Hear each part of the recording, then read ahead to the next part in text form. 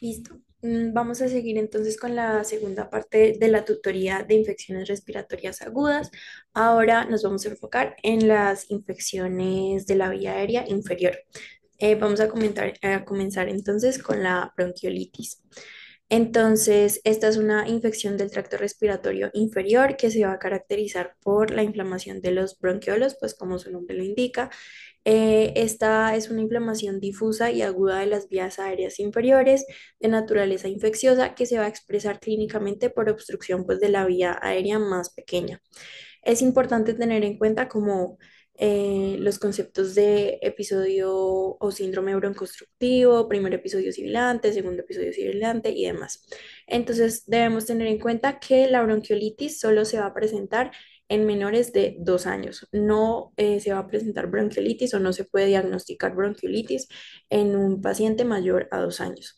Entonces, la bronquiolitis generalmente va a ser el primer episodio o pues sí, el primer episodio de un síndrome broncoobstructivo que se va a caracterizar por ser sibilante.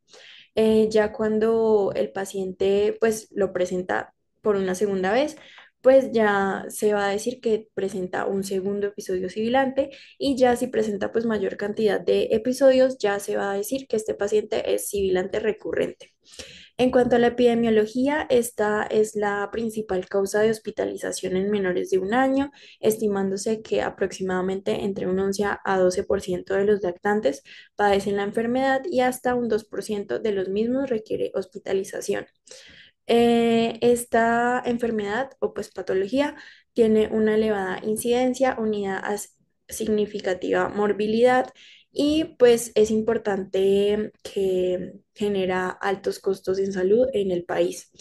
Entonces, lo mismo, súper importante, perdón, igual que todas, saber pues identificarla a tiempo para poder tratarla de la manera correcta y que no se llegue a complicar. Hablando un poco acerca de la fisiopatología, esta se va a caracterizar por inflamación extensa y edema de la vía aérea, aumento en la producción de moco y necrosis de las células epiteliales de la vía aérea. Se va a dar pues la unión como tal del patógeno a las células epiteliales. Este patógeno, pues que generalmente va a ser un virus, se va a replicar y va a generar necrosis y destrucción de los cilios pues de esta área de los bronquiolos. Esto va a generar una respuesta inmune que va a ser inflamatoria, en donde se va a dar proliferación principalmente de linfocitos y polimorfonucleares, que pues son los neutrófilos. Entonces acá podemos ver como una disminución como de la luz, por decirlo así, del lumen de los bronquiolos. em, y pues generando que se presente sintomatología respiratoria y demás pues síntomas. Entonces, este es como un cuadro que nos muestra la historia natural de la enfermedad. Entonces, lo primero que vamos a ver es una infección como tal del tracto respiratorio superior. Entonces, pues el virus o pues el patógeno va a afectar primero a las células epiteliales de la vía nasal, pues esto es como su puerta de entrada al cuerpo y la rinorrea va a ser la manifestación inicial.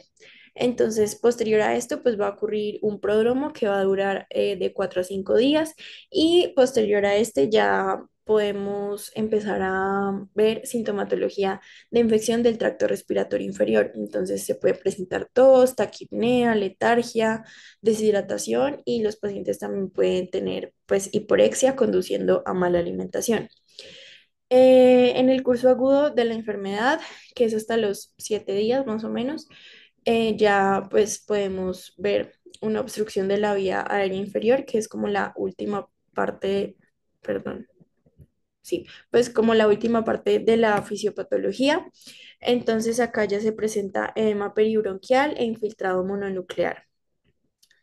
En cuanto a la etiología, pues el principal patógeno, pues el más frecuente, va a ser el virus sincitial respiratorio, en el cual se va a caracterizar por partículas de saliva contaminada y autoinoculación de material infectado proveniente pues, de distintas superficies. Algunas características pues, de este virus. Este es un virus ARN de cadena sencilla que pertenece a la familia Paramyxoviridae y su genoma codifica 10 proteínas. Listo. También se pueden presentar pues bronquiolitis por otros patógenos, principalmente virus, como lo son el adenovirus o el parainfluenza que también vimos en grupo. Acerca de los factores de riesgo, hay muchos, como lo son la asistencia a guarderías, la existencia pues de hermanos mayores, ya que estos generalmente pues van a asistir al colegio o al jardín, entonces va a existir un oxa de contagio. También la ausencia de lactancia materna, el tabaquismo, el bajo peso al nacer, el sexo masculino, la época epidémica que pues generalmente acá suelen enfermarse los niños durante todo el año, pero digamos hubo un pico respiratorio absurdo como entre abril y mayo, entonces pues también tener en cuenta como esas épocas del año en donde suele ser más frecuente que se enfermen. También la edad menor a 12 meses, el bajo estrato socioeconómico, que vivan en hacinamiento, también por lo mismo como de la noxa de contagio y la higiene, ya que pues vemos que la infección se genera por material infectado en distintas superficies. Y también la patología respiratoria neonatal, principalmente pues las distintas causas que ya pudieron observar en cuanto al síndrome de dificultad respiratoria del recién nacido.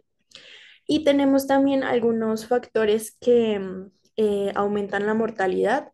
Entonces, los menores de 32 semanas, los nacidos entre las 32 y 35 semanas que tengan factores de riesgo, que pesen menos de 2.500 gramos, menores de 3 meses, lactantes que tengan también enfermedad pulmonar crónica, que tengan cardiopatías congénitas con repercusión hemodinámica, que tengan hipertensión pulmonar, que tengan inmunodeficiencia, ya sea primario o secundario, y también pues el bajo estrato socioeconómico. Las manifestaciones clínicas, pues inicialmente, como vimos, se van a presentar síntomas de infección respiratoria superior. El síntoma, pues, principal va a ser la rinorrea. La fiebre puede estar ausente o presente. Generalmente, si se presenta fiebre, esta va a ser leve. También puede haber tos, sibilancias de alto y bajo tono. Las de alto tono pues van a ser las que se escuchan como silbidos y las de bajo tono van a ser pues los roncus que pues, se escuchan como un ronquido. Em, en casos severos se puede presentar taquipnea, cianosis, signos de dificultad respiratoria, entonces aleteo nasal, tirajes ya sean intercostales, subcostales, supraclaviculares, también expiración prolongada y retracciones intercostales. El diagnóstico también va a ser netamente clínico. Vamos a diagnosticar bronquiolitis y a clasificarla a través de la escala de Wood-Down-Fares. Entonces, esta evalúa 6 criterios. Entonces, vamos a evaluar la presencia de sibilancias, de tirajes, frecuencia respiratoria, frecuencia cardíaca, ventilación y cianosis. Esta, a diferencia de la escala de Wesley para el group, va a ir de 0 a 3. Igual, pues a mayor puntaje, mayor va a ser la severidad. Entonces podemos decir que el paciente tiene bronquiolitis leve si el puntaje es de 0 a 4, bronquiolitis moderada si es de 5 a 8 y bronquiolitis severa si el puntaje ya es mayor a 9. También se pueden solicitar para clínicos adicionales, pero solo en casos muy específicos. Entonces se van a solicitar reactantes de fase aguda, principalmente pues PCR, en casos donde haya bronquiolitis y adicionalmente sospecha de infección grave, pues para ver cómo el estado inflamatorio, pues la respuesta inflamatoria. Se van a pedir hemocultivos únicamente cuando la bronquiolitis está acompañada de fiebre y se ve como un mal estado general del paciente. Se va a solicitar radiografía de tórax cuando se tiene sospecha de neumonía y se va a solicitar panel viral en lactantes menores o en general para interés epidemiológico, pues para evaluar cómo qué virus está siendo más frecuentemente asociado a la infección.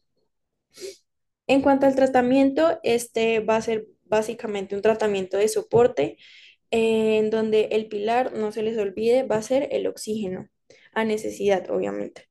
Entonces, de acuerdo a la severidad de la bronquiolitis, vamos a definir el tratamiento. Entonces, en la bronquiolitis leve, el tratamiento va a consistir en higiene nasal con suero fisiológico, pues haciendo lavados nasales con solución salina. También en el manejo de la fiebre, que pues se suele manejar con acetaminofén, aumentar la ingesta de líquidos, súper importante, que si el paciente recibe lactancia materna, por nada del mundo se debe suspender, es decir, se fomentar más. La educación a padres sobre los signos de alarma, sobre que no siempre se les va a dar antibiótico a sus hijos, que no siempre es necesario. Entonces, pues que no compren por ahí cualquier cosa porque después pues puede llegar a ser más peligroso, pueden generar resistencia, el aislamiento en casa y la consulta de seguimiento en 2 días, ya que pues el tratamiento de bronquiolitis leve va a ser ambulatorio, a menos que se prevea que no va a recibir el tratamiento adecuado por riesgo social estando en casa, entonces se prefiere dejarlo hospitalizado. En bronquiolitis moderada ya pues se va a dejar en observación, se va a dar oxígeno por cánula nasal para garantizar una saturación entre 92 al 96%. Si es necesario, se realizará la prueba terapéutica con salbutamol. Se inicia pues el esquema de 2 puffs de salbutamol en cada 10 minutos durante media hora, es decir, pues 3 veces. Media hora después se vuelve a medir la escala. Entonces, si la prueba fue positiva, se continúa el manejo pues con el salbutamol, pero si la prueba es negativa, se define el alta hospitalaria. Súper importante que la prueba, pues en general el tratamiento con salbutamol solo se puede brindar a mayores de 6 meses, ya que a los pacientes que tienen una edad menor, pues generalmente no les va a servir de nada porque no van a tener completamente desarrollados los receptores sobre los cuales actúa el salbutamol. Y en general, pues los broncodilatadores. Entonces, pues a los menores de 6 meses, el tratamiento es puramente lavado nasal, oxígeno a necesidad. Bueno, siguiendo con el tratamiento de bronquiolitis moderada, también se va a requerir aislamiento de gotas y contacto y lo mismo el lavado nasal a necesidad con solución salina. Y finalmente, en cuanto a la bronquiolitis severa, también oxígeno por cánula nasal para mantener pues metas de saturación entre 92 al 96%. Si tolera la vía oral, aumentar la ingesta de líquidos y lo mismo, fomentar la lactancia materna siempre. Si no está tolerando la vía oral, se deben iniciar líquidos endovenosos. También si está teniendo pues mucha rinorrea o mucha flema o congestión nasal, lavado nasal, acetaminofén en caso de que presente fiebre o dolor y aislamiento de gotas y contacto. Este es como tal el algoritmo de manejo del paciente con bronquiolitis en urgencias. Entonces vemos que se usa la escala de Wood First y dependiendo de eso, pues se define si el tratamiento va a ser ambulatorio, si se hospitaliza, si se realiza la prueba con salbutamol, etc. Y pues estar monitorizando tanto la frecuencia respiratoria como la saturación de oxígeno para definir si requiere UCI.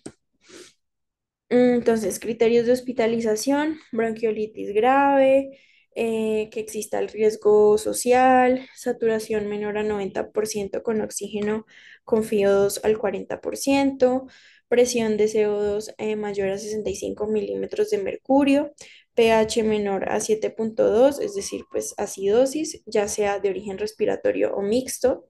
Los criterios de ingreso a UCI van a ser edad menor a 2 meses, ya que pues estos como les mencioné, no se van a poder usar en ellos broncodilatadores y pues están prácticamente recién nacidos, entonces es súper importante pues mantenerlos súper bien monitorizados. También menores de 6 meses con rechazo vía oral, que presenten taquipnea o signos de dificultad respiratoria en cualquier edad, pues la taquipnea debe ser mayor a 60 respiraciones por minuto. Si es una taquipnea pues leve, no hay necesidad de UCI. Saturación menor al 90%, también con FIO2 al 100% o pues mayor entre el 40 al 100%, alteración del estado de conciencia, patologías crónicas, condición de riesgo social, pues esto aplica más que todo para hospitalización, desnutrición, apnea o cianosis o cuando presenten signos de deshidratación severa. Y en cuanto a las complicaciones, puede haber sobreinfección pulmonar, coinfección, insuficiencia respiratoria, hipoxemia persistente, sibilancias recurrentes, bronquiolitis obliterante y muerte. Pero pues esto es muy raro que pase. Y se han descrito 4 fenotipos pues para clasificar a los pacientes. Entonces tenemos el fenotipo A, que va a corresponder a aquellos pacientes que tengan historia de sibilancias y eczema, es decir, pacientes atópicos. Estos tienen mayor riesgo de ser sibilantes recurrentes y se utiliza o pues tienen indicado el uso de broncodilatador, pues si son mayores de 6 meses. El fenotipo B hace referencia a los niños con sibilancias, pero sin historia previa de sibilancias o eczema. Se puede realizar la prueba terapéutica de salbutamol, pero en general no se necesita manejo broncodilatador. El fenotipo C van a ser pacientes severamente enfermos que requieran larga estancia hospitalaria, que tengan retracciones moderadas a severas. Estos generalmente tienen una etiología combinada y suelen necesitarse manejo con corticoide, pues como de antiinflamatorio. Y el fenotipo D van a ser pacientes sin antecedentes previos, sin sibilancias, raramente deben ser hospitalizados, el tratamiento generalmente va a ser ambulatorio y no siempre se va a necesitar oxígeno suplementario, solo pues cuando la saturación no está en metas o tenga taquipnea o algún signo de dificultad respiratoria. Listo. Y ya para terminar, vamos a ver neumonía. Esta es una infección del tracto respiratorio inferior, tiene una duración menor a 14 días, pues al igual que todas las patologías de las que hemos venido hablando. Esta puede ser clasificada dependiendo como del lugar donde adquirieron la infección. Tenemos la neumonía adquirida en la comunidad y la neumonía nosocomial. La neumonía adquirida en la comunidad pues va a ser aquella pues aquel niño que se infectó por fuera del hospital. Em, no me acuerdo muy bien, más o menos. Son, si no estoy mal, son que empiezan a presentar síntomas más de 3 días antes de ingresar al hospital o más de 3 días después de haber recibido egreso, pero ahorita más tarde les confirmo esos días. O pues por otro lado, la neumonía nosocomial, que es aquella que se adquirió pues asociada al cuidado de la salud, que empiece a presentar síntomas durante la estancia hospitalaria o menos de 3 días después del egreso. Se va a presentar tos y o dificultad respiratoria con evidencia radiológica de infiltrado pulmonar agudo. Más adelante vamos a hablar acerca de lo de la radiografía. La definición de la OMS es la presencia de una frecuencia respiratoria elevada para la edad con presencia o ausencia de fiebre, pero pues esta definición es demasiado como general, entonces pues no nos dice mucho. En cuanto a la epidemiología, la neumonía es la principal causa de muerte de origen infeccioso en niños en el mundo, es de especial interés en países en desarrollo. En cuanto a la mortalidad, la tasa ha disminuido en la última década, pero siguen habiendo varias muertes, especialmente en regiones rurales o zonas que tienen un acceso limitado a servicios de salud. Y en cuanto a la morbilidad, esta es la segunda causa de hospitalización por infección respiratoria aguda en menores de 5 años. Se estima que hay entre 25 y 30 casos por cada 1.000 niños menores de 5 años cada año. Entonces, pues sigue siendo de importancia en general para el sistema de salud en Colombia. y pues tiene costos altos en salud. En cuanto a la etiología, em, va a ser más frecuente la etiología viral, va a corresponder entre el 50 al 60% de los casos, mientras que la etiología bacteriana va a corresponder del 25 al 40% de los casos. Esta tabla nos muestra como las diferencias en la presentación clínica, dependiendo de si el origen es viral o bacteriano. Entonces, en cuanto a la neumonía viral, los principales virus asociados van a ser el sincitial respiratorio, al igual que la bronquiolitis. También podemos aislar el adenovirus, el rinovirus, la influenza y la influenza, perdón. La neumonía viral se presenta principalmente en menores de 3 años, tiene un comienzo gradual, la fiebre va a ser variable o alta, la taquipnea es común, se presentan pues síntomas adicionales como de infección respiratoria, como lo son la rinitis, el exantema o incluso conjuntivitis. A la auscultación podemos escuchar sibilancias y o roncus. Si se toma hemograma, que pues no es mandatorio, podemos encontrar leucocitosis variable con linfocitosis.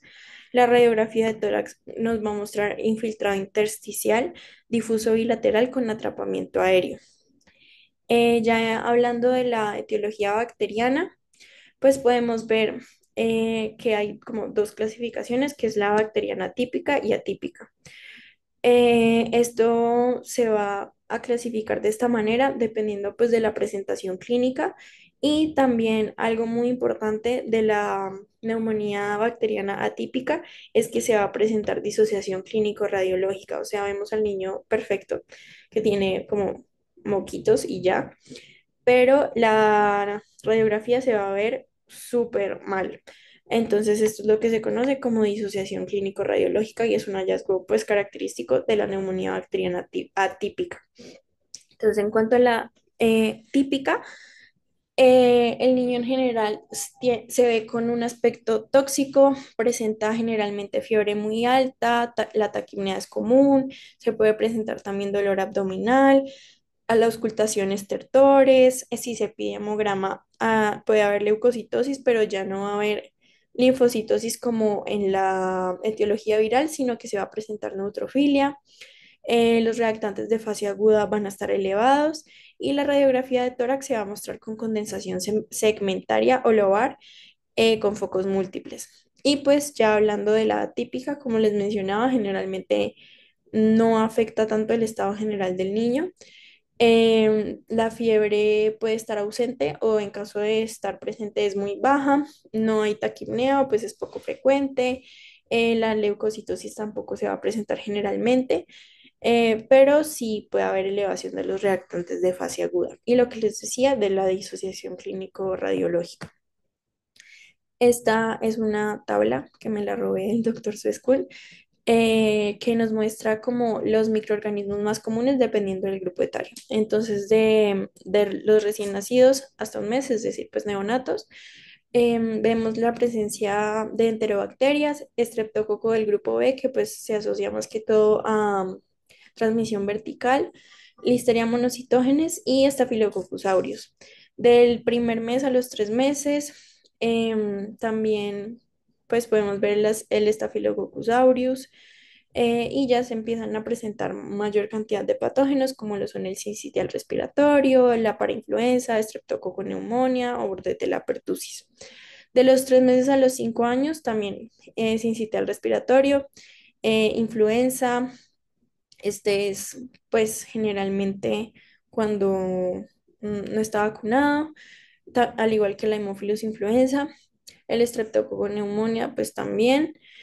Y entre los 5 años y los 18 años ya se puede presentar de manera más frecuente el Mycobacterium tuberculosis, la Streptococcus pneumonia, clamidia y Mycoplasma. Entonces, pues, como para tener en cuenta esa tablita.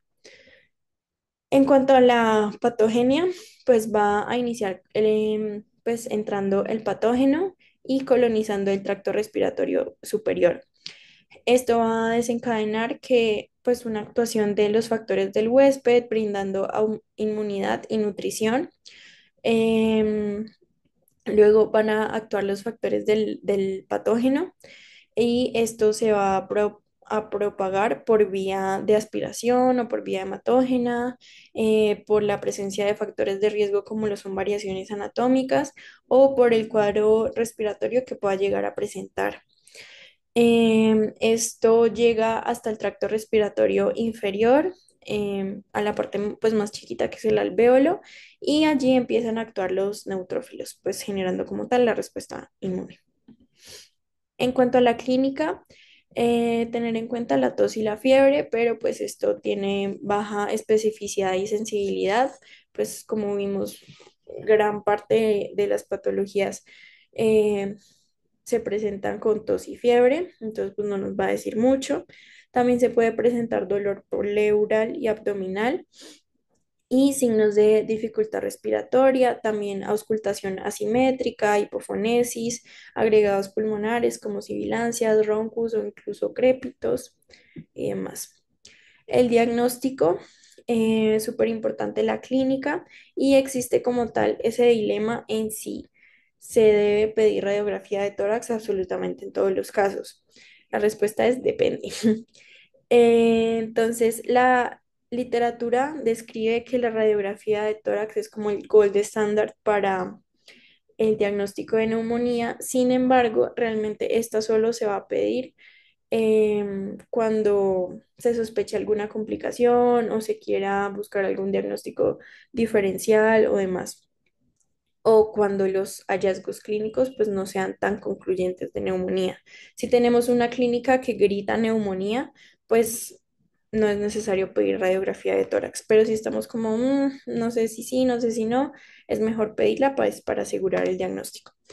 Entonces, la radiografía de tórax se pide cuando hay hallazgos no concluyentes o para descartar diagnósticos diferenciales, el ecocardiograma transtorácico para diagnosticar derrame pleural paraneumónico y el TAC de tórax cuando se sospechan complicaciones o también para descartar diagnósticos diferenciales.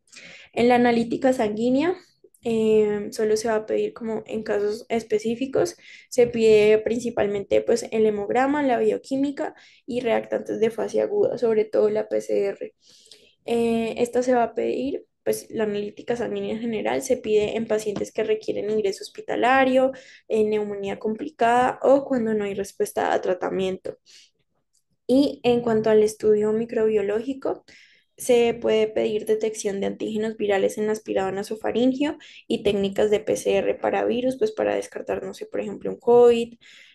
También se puede pedir hemocultivo solo cuando hay fiebre y que adicionalmente se vea en el paciente un mal estado general o lo que se conoce como apariencia tóxica, en neumonías complicadas, que la edad sea menor a 6 meses o que no haya respuesta a antibiótico por lo menos 48 a 72 horas después de haber iniciado el esquema.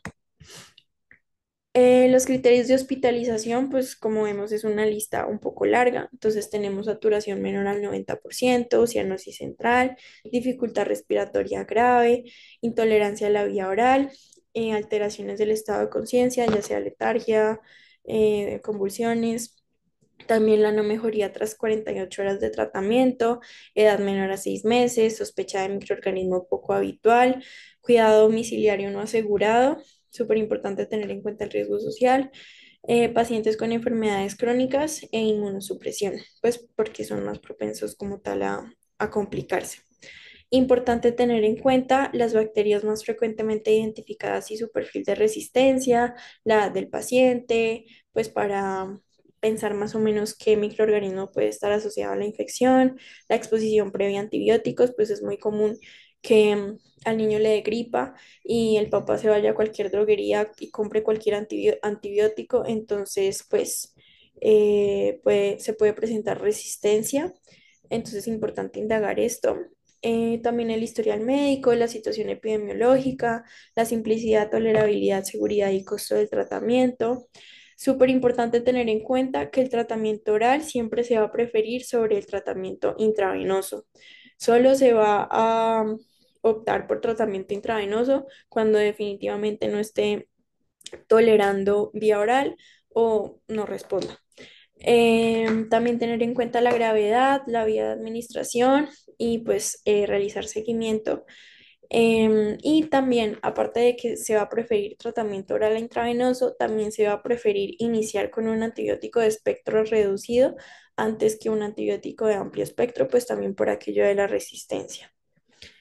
Em, entonces, en general, el manejo va a centrarse en medidas de soporte, entonces sales de rehidratación oral, oxígeno suplementario, sobre todo esas dos, a necesidad. Y el tratamiento antimicrobiano pues va a estar guiado por la sospecha etiológica en base a los datos clínicos, radiológicos, analíticos, al grupo etario, a la sospecha diagnóstica, en fin. Entonces, este es el tratamiento empírico. Les dejo esta tablita pues para que la miren mejor. Este es el tratamiento específico que ya pues nos dice, dependiendo del patógeno específico que se aísla, cuál es el antibiótico que se recomienda. Esto es de un artículo español. Entonces, lo que se recomienda, pues se los dejo ahí para que los revisen, pero en general el tratamiento que se da en Colombia depende más que todo si el paciente está vacunado o no contra hemófilos influenza. Entonces, si el paciente está vacunado, podemos dar tratamiento ambulatorio con amoxicilina oral, la misma dosis que hemos visto desde el principio, de 80 a 100. Se prefiere iniciar con dosis bajas, entonces 80 miligramos kilo día en tres dosis, es decir, cada 8 horas por 7 días. Mm, si el paciente debe quedarse hospitalizado, pues tratamiento hospitalario con ampicilina intravenosa de 200 a 300 miligramos kilo día cada 6 horas. Y en pacientes de 2 años, mayores a 2 años, se puede utilizar también penicilina cristalina, 300.000 unidades cada 4 horas por 5 a 7 días. Generalmente, si el paciente está vacunado, pues se va, o si la neumonía no es complicada, pues entre menos días requiera antibiótico va a ser mucho mejor. Entonces, el tiempo más corto que se puede utilizar, pues el manejo antibiótico va a ser más o menos entre 5 a 7 días, pero dependiendo del caso se puede alargar hasta 14 días. Por otro lado, si el paciente no está vacunado contra hemófilos influenza, también se puede dar tratamiento ambulatorio, pero ya no va a ser suficiente con amoxicilina únicamente, sino que se debe adicionar el ácido clavulánico. Entonces, amoxicilina clavulanato oral, 80 miligramos kilo día, ya no van a ser por 5 a 7 días, sino 7 a 10 días. Y si requiere tratamiento hospitalario, se va a dar ampicilina sulbactam intravenosa, 200 miligramos kilo día. Y por último, para la neumonía complicada, ya pues se va a preferir un antibiótico más potente. Entonces se utiliza la ceftriaxona, 100 miligramos kilo día intravenoso cada 12 horas, en conjunto con clindamicina, también intravenosa, en dosis de 40 miligramos kilo día cada 6 a 8 horas. Y el tratamiento pues va a ser más extenso, de 10 a 14 días. En cuanto a las complicaciones, estas van a ocurrir aproximadamente en un 3% del total de neumonías adquiridas en la comunidad y las podemos clasificar dependiendo si son complicaciones locales o sistémicas. Se debe sospechar la presencia de una complicación si el paciente no mejora a pesar de un tratamiento antibiótico, que la dosis sea adecuada, el medicamento sea el adecuado, se esté dando pues en el horario adecuado, en fin. Y en aquellos que presenten un empeoramiento clínico o afectación del estado general. Entonces, las complicaciones locales van a ser más frecuentes en etiología bacteriana y podemos encontrar derrame pleural, que sería paraneumónico, neumonía necrotizante, absceso pulmonar o fístula broncopulmonar. Y en cuanto a las complicaciones sistémicas, podemos encontrar hiponatremia, que es la más común, el shock séptico, falla multiorgánica, el SID, que es la coagulación intravascular diseminada, y el síndrome de estrés respiratorio. Súper importante como asegurar el diagnóstico y tratamiento adecuado y temprano para evitar que se presenten estas complicaciones tan horribles. Entonces, este es el algoritmo, lo dejo para que los revisen. Es como todos los pasos que se deben seguir en el tratamiento. Y pues tenía un Kahoot que se los voy a mandar y ya eso sería todo. Gracias.